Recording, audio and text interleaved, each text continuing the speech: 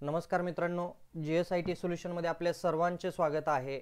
मित्रांनो बघा, मुंबई उच्च न्यायालयाची जी भरती झालेली होती, हा रविवार काल 21 सप्टेंबर 2025 रोजी जो ड्रायव्हर भरतीसाठीचा जो पेपर झालेला आहे, त्या परीक्षेचा पेपर आहे। एकूण 20 गुणांची परीक्षा होती आणि त्याच्यामध्ये 20 प्रश्न विचारले गेलेले होते। सगळ्यात आनंदाची गोष्ट म्हणजे मित्रांनो, आपली जी लेक्चर सिरीज आहेत सगळ्या ड्रायव्हर भरतीच्या, त्याच्यामधील जवळपास 15 प्रश्न या 20 मार्कापैकी विचारलेले आहे। आणि ज्या विद्यार्थी मित्रांनी ती सर्व लेक्चर सिरीज पाहिलेली होती त्यांना याचा चांगला फायदा झालेला आहे। तर आपण पाहिलेल्या लेक्चर सिरीज मधील कोणते 20 प्रश्न त्या ठिकाणी विचारले गेलेले आहेत ते आपण पाहणार आहोत, त्याचं स्पष्टीकरण पूर्ण पाहणार आहोत। तर मित्रांनो, तुम्ही कोणत्याही ड्रायव्हर भरतीची तयारी करत असाल तर आपल्या लेक्चर सिरीज आहेत त्या सर्व लेक्चर सिरीज पहा। यश हे तुम्हाला निश्चित मिळणार आहे आणि त्याचाच हा एक डेमो आहे। तर बघा, 20 पैकी 15 प्रश्न आपल्या लेक्चर सिरीज मधील जसे आहे तसेच आलेले आहे। आणि त्यातला पहिला प्रश्न काय होता बघा, परवाना न घेता वाहन चालवल्यास किती दंड होतो?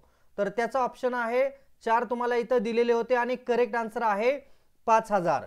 त्याच्यानंतर वाहन रजिस्ट्रेशन सर्टिफिकेट म्हणजे RC पहिल्यांदा किती वर्षांनी नूतनीकरण करावे लागते? तर त्याचा ऑप्शन आहे तुम्हाला इथं समोर स्क्रीनवरती 5, 10, 15 आणि 20। करेक्ट आन्सर आहे 15 वर्षांनी। लर्नर लायसन्सची कालावधी किती आहे? तर त्याच्यामध्ये 3, 6, 1 आणि 2 वर्ष। तर करेक्ट आन्सर आहे 6 महिने। गिअरचे वाहन चालवण्यासाठी किमान वय किती असावे लागते? तर त्याच्यामध्ये 18 वर्ष हे करेक्ट आन्सर आहे। वाहनांचे नियमित सर्व्हिसिंग केल्याने काय लाभ होतो? तर इंधन जास्त लागते, वाहन लवकर खराब होते, वाहनाची कार्यक्षमता वाढते आणि वाहन धूळकट होते।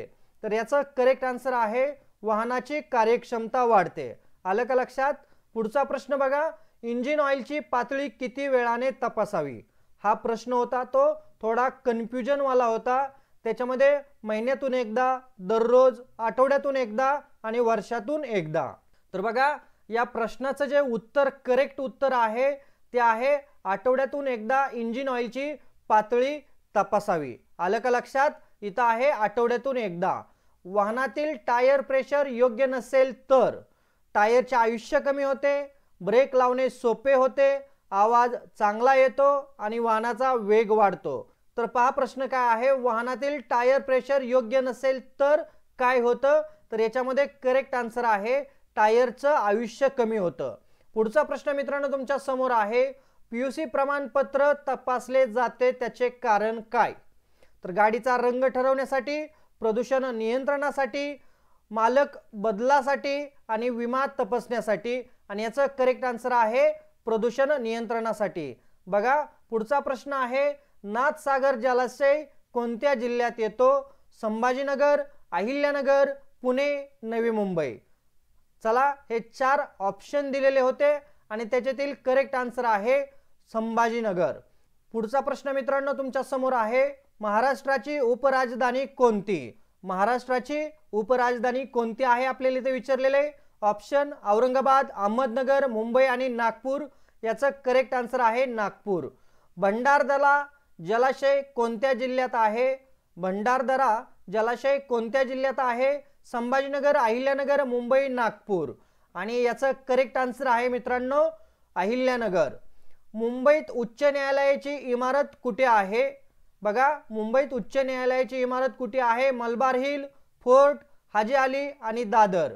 चला, आणि याचं करेक्ट आन्सर आहे फोर्ट। मुंबईत उच्च न्यायालयाची इमारत फोर्ट या ठिकाणी आहे।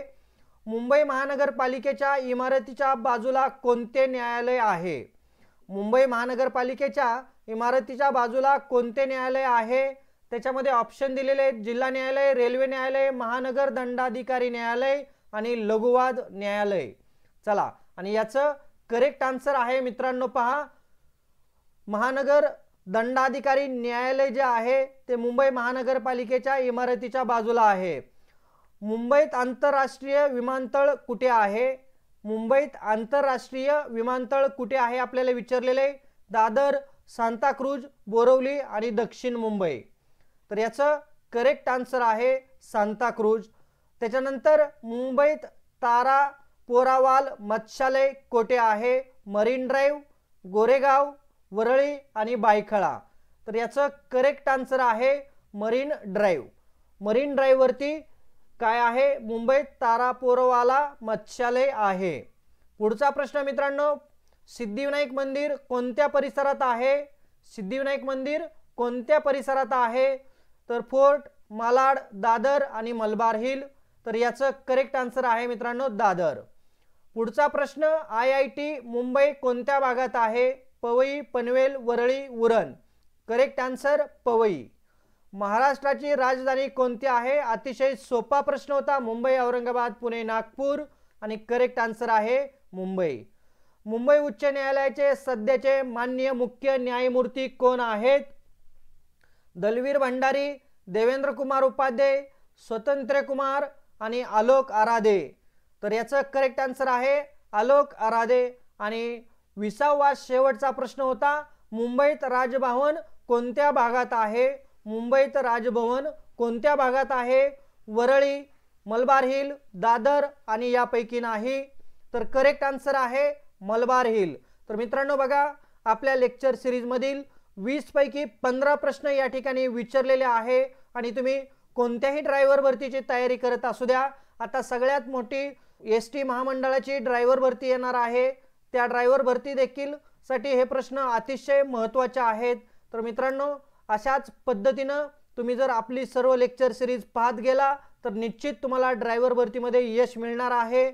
आणि मित्रांनो, तुम्ही अजूनपर्यंत आपल्या चॅनलला लाईक, सबस्क्राईब आणि शेअर केलं नसेल तर प्लीज आपल्या चॅनलला लाईक करा, सबस्क्राईब करा आणि सगळ्यात महत्त्वाचं म्हणजे बेल आयकॉनचं बटन दाबायला विसरू नका. म्हणजे असेच माहितीपूर्ण नवनवीन व्हिडिओ सर्वात अगोदर तुमच्यापर्यंत येतील. तर भेटूया अशाच नव्या माहिती बरोबर. जय हिंद, जय महाराष्ट्र.